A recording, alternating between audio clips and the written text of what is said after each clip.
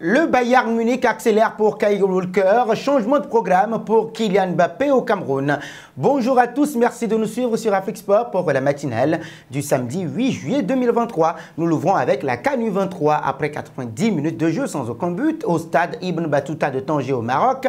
Le Mali a fini par prendre le meilleur sur la Guinée après les tirs au but 0-0, 4-3 ce mercredi. Les Aiglons terminent la CAN U23 2023 à la 3e place et retrouveront les Jeux Olympiques 20 ans après leur dernière participation à Athènes en 2004. Après un tir manqué de chaque côté, notamment de la part d'Issoufi Maïga pour le Mali et d'Agibou Kamara côté guinéen, Lamine Ba offrait la victoire aux Aiglons suite à la tentative ratée de Seydouba Cissé. 4-3. Le Mali arrache la 3e place et retrouvera ainsi les Jeux Olympiques après 20 ans d'absence en compagnie du Maroc et de l'Égypte qui s'affrontent samedi en finale.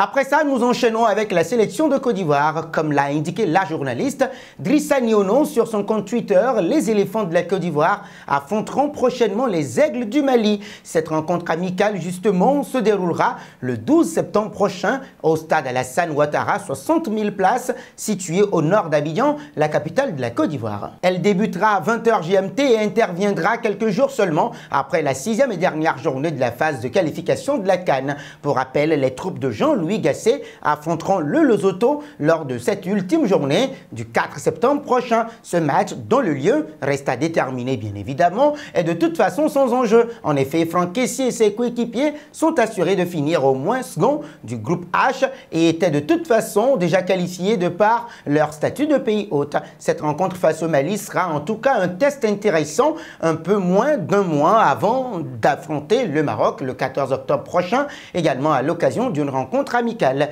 Les Maliens ont eux aussi assuré leur qualification en s'imposant au Congo le mois dernier 2-0. Parlons de Patrice Motsepe, le président de la Confédération africaine de football CAF, a exprimé sa gratitude à Sa Majesté le roi Mohamed VI, au gouvernement et au peuple marocain et a félicité bien évidemment la FMRF pour son nouveau joyau. Le comité exécutif de la CAF a tenu sa réunion dans le nouveau siège de la Fédération royale marocaine de football FMRF à Rabat après une visite des lieux, explique l'instance dans un communiqué publié sur son site officiel.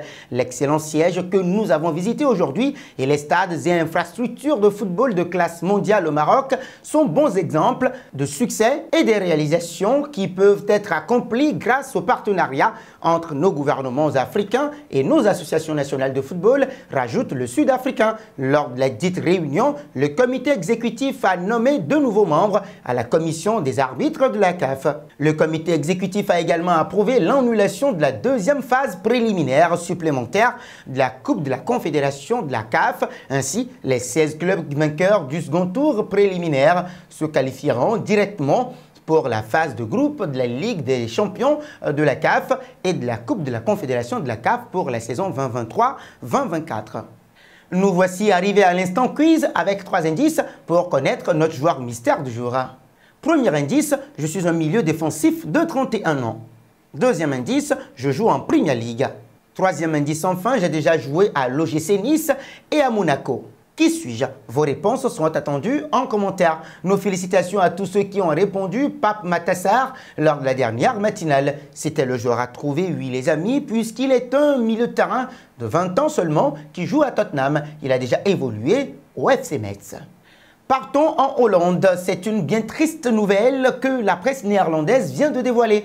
La légende de Manchester United et depuis peu ex-directeur de football de l'Ajax Amsterdam, Edwin van der Sar, est à l'hôpital dans un état grave après avoir été victime d'une hémorragie cérébrale en Croatie alors qu'il était en vacances avec sa famille. Le média des Télégraphes précise qu'il a été placé dans l'unité de soins intensifs dans un hôpital en Croatie. Cette année, le dirigeant de 52 ans a connu une saison très compliquée. Il a d'ailleurs décidé de quitter son poste pour des raisons personnelles, estimant qu'il devait prendre ses distances après avoir été sous le feu des critiques. Il avait aussi très mal vécu les problèmes extrasportifs qui avaient entraîné le départ de Marc Overmars. Les 24 prochaines heures vont être décisives concernant son état de santé. Nous enchaînons avec Kylian Mbappé. Selon Le Parisien, l'attaquant français Kylian Mbappé, en visite au Cameroun depuis jeudi, ne participera finalement pas à un match face à une équipe de 2e division camerounaise. La sécurité de la star du Paris Saint-Germain susciterait trop d'inquiétudes pour ses proches. Les proches du Français estiment qu'après l'accueil très chaud à son arrivée à l'aéroport, les forces de l'ordre avaient eu du mal à contenir la ferveur des 2000 fans présents pour l'accueillir. Les conditions de sécurité n'étaient pas garanties à 100% dans le stade pour ce match. Face à la formation d'un quartier de Yaoundé, Kylian Mbappé doit quitter le Cameroun samedi. Nous terminons cette édition matinale avec Kyle Walker, le latéral droit anglais de Manchester City. Kyle Walker, 33 ans aujourd'hui, se rapproche bien évidemment de plus en plus du Bayern Munich. Pisté depuis plusieurs semaines par les Bavarois, Kyle Walker pourrait bien devenir le nouveau latéral du club allemand. Thomas Tuchel apprécierait énormément le profil de la star anglaise de 33 ans. Selon les informations de Bild, ce vendredi soir, Kyle Walker doit rapidement donner sa réponse sur son avenir à City, qui essaye de le convaincre de rester. Sa fin de saison, où il a moins joué, pourrait changer la donne et le Bayern Munich proposerait un gros contrat de 3 ans. L'affaire semble pouvoir aboutir dans les prochains jours et les Allemands seraient confiants d'après la même source. C'est la fin de cette édition matinale que nous refermons avec la question du jour. Pensez-vous que Kyle Walker doit débarquer au Bayern Munich? Vos réponses seront attendues en commentaire. Mais avant, n'hésitez pas à vous abonner sur Afrique Sport. C'est pour ne rien manquer des informations footballistiques.